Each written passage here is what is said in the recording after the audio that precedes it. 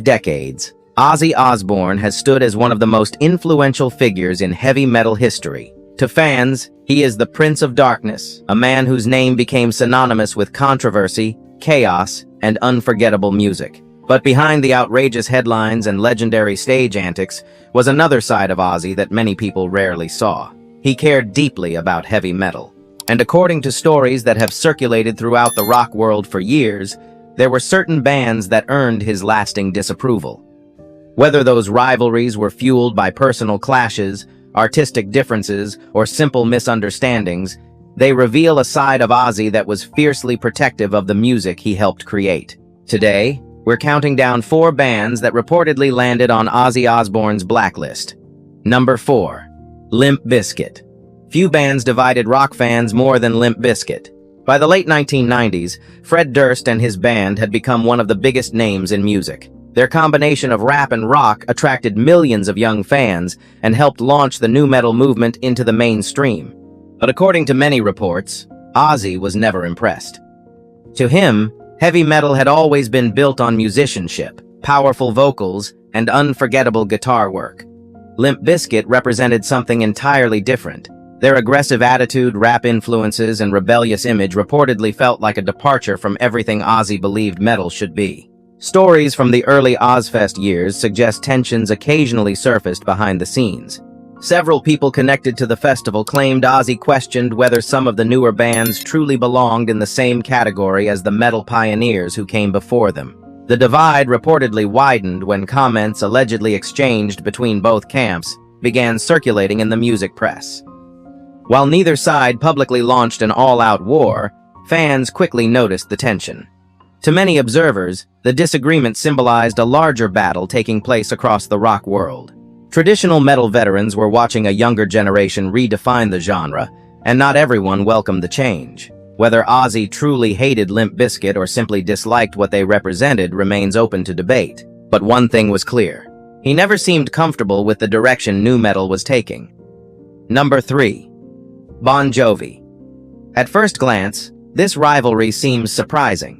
Both Ozzy Osbourne and Bon Jovi became major stars during the 1980s. Both sold millions of records. Both filled arenas around the world. Yet according to those who knew Ozzy, he allegedly viewed Bon Jovi as everything commercial rock was becoming. While Ozzy built his image around darkness, unpredictability, and raw energy, Bon Jovi embraced polished performances, radio-friendly songs, and mass appeal. Their formula worked brilliantly, turning them into one of the biggest bands of the decade. But Ozzy reportedly struggled to connect with that approach. Several stories from the era claim he felt rock music should challenge audiences rather than comfort them. To him, danger and authenticity mattered. He respected artists who pushed boundaries, not those who played it safe. Backstage encounters reportedly did little to improve the situation. Industry insiders occasionally described an uncomfortable distance between the two camps whenever they crossed paths. As Bon Jovi's popularity continued to grow, the contrast between the bands became impossible to ignore. One represented mainstream success, the other represented heavy metal rebellion. Whether the rivalry was exaggerated over the years or not, it reinforced Ozzy's reputation as someone unwilling to compromise his beliefs simply to fit industry trends. Number 2. Mötley Crüe. This relationship may be the most complicated on the entire list. After all, Ozzy Osbourne and Mötley Crüe shared many similarities. Both became infamous for their wild lifestyles. Both generated shocking headlines. Both embraced excess in ways that became legendary throughout rock history. Yet according to numerous accounts, there was also a sense of competition. Their infamous 1984 tour together has become one of the most talked about tours in rock history. Stories of outrageous behavior followed both camps everywhere they went. But beneath the humor and chaos, there were reports of growing tension. Ozzy allegedly believed there was a difference between genuine madness and manufactured rebellion. According to people close to him, he sometimes viewed Mötley Crüe's image as carefully crafted rather than naturally earned. You may have gone beyond simple competition. It was about legacy. He had spent years building a reputation as one of rock's most unpredictable figures. Watching younger bands receive similar attention may have created tensions that neither side fully acknowledged publicly. Even decades later, stories from that tour remain part of rock mythology. And many fans still wonder how much of the rivalry was real. Number 1. Kiss. Few names seem more unexpected than Kiss. Both Ozzy Osbourne and Kiss became larger-than-life icons. Both built unforgettable stage personas. Both helped shape the history of rock music. Yet according to stories that have circulated for decades, Ozzy reportedly never fully embraced what Kiss represented. The issue wasn't their success, it was how they achieved it. While Kiss built an empire around makeup, costumes, merchandising, and theatrical performances, Ozzy reportedly viewed music itself as the most important element. To some fans, Kiss perfected the art of entertainment. To Ozzy, they allegedly focused too much on spectacle. The disagreement represented two completely different philosophies. One side believed performance was everything, the other believed authenticity came first. As Kiss expanded into one of the most recognizable brands in music history, those differences only became more visible. Whether the feud was genuine or exaggerated by decades of rock gossip, it revealed something important about Ozzy Osbourne. He never wanted to be known simply as a celebrity. He wanted to be remembered as a musician. And for a man who helped define heavy metal itself, protecting that legacy may have mattered more than any headline, rivalry, or controversy that followed him throughout his remarkable career. Number 3. Kiss. When people think of legendary rock bands, few names are bigger than Kiss. Their face paint, explosive stage shows, and larger-than-life personalities helped turn them into one of the most recognizable acts in music history. But according to stories that have followed Ozzy Osbourne for decades, he never fully embraced what Kiss represented. The tension reportedly dates back to the 1970s, when Black Sabbath and Kiss were both climbing the rock ladder.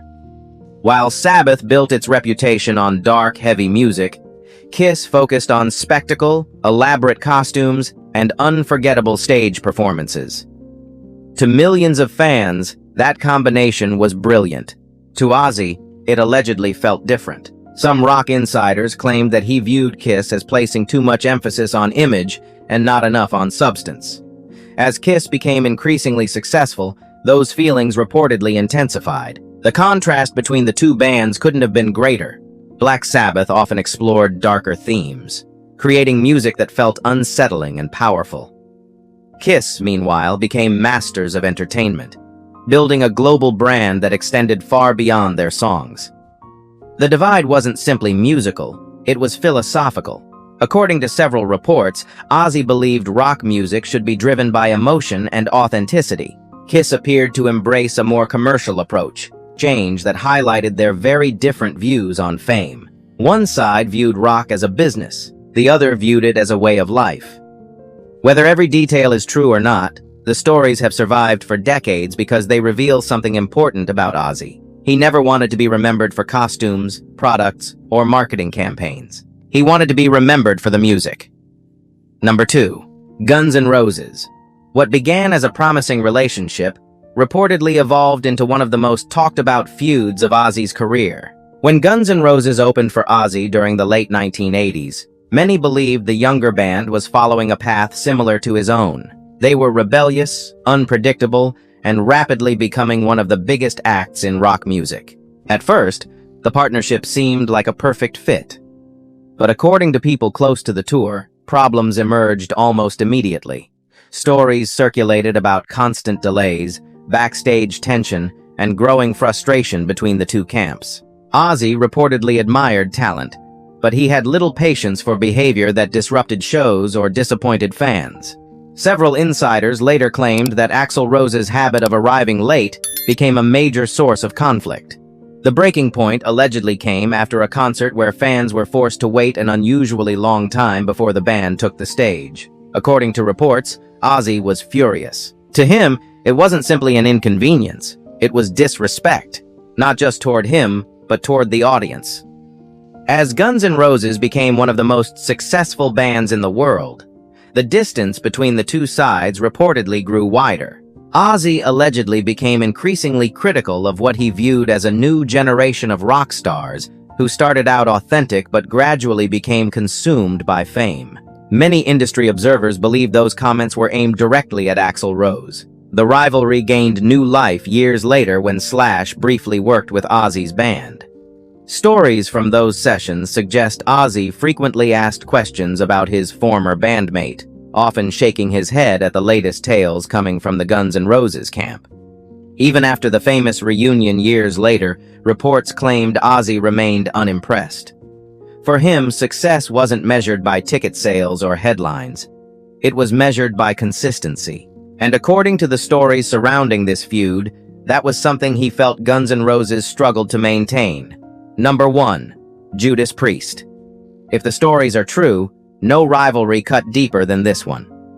Unlike many of the other names on this list, Judas Priest wasn't viewed as an outsider invading heavy metal. They were heavy metal. They came from the same country, the same era, the same movement. And that may be exactly why the rivalry became so intense. During the late 1970s, Black Sabbath was dealing with internal problems, while Judas Priest was rapidly rising through the ranks of metal. As one band's future became uncertain, the others seemed brighter than ever. According to some rock historians, Ozzy reportedly viewed that timing with suspicion. What might have started as professional competition allegedly evolved into something more personal. Stories emerged, suggesting that Ozzy felt certain members of Judas Priest were benefiting from Sabbath's struggles. Whether that perception was fair or not, it reportedly fueled years of resentment. The rivalry only intensified as both acts continued competing for the title of heavy metal's most influential band. Fans debated endlessly. Who mattered more? Who helped create metal? Who deserved the crown? Those questions followed both groups for decades. One backstage incident in the mid-1980s allegedly pushed tensions even further. Reports claimed comments were made questioning Ozzy's abilities as a vocalist. According to several accounts, he reacted with explosive anger. Whether the details have been exaggerated over time is impossible to know. But the story survived because it fit the image people already had of Ozzy passionate, loyal, and fiercely protective of his place in heavy metal history. And perhaps that's what all of these feuds ultimately reveal.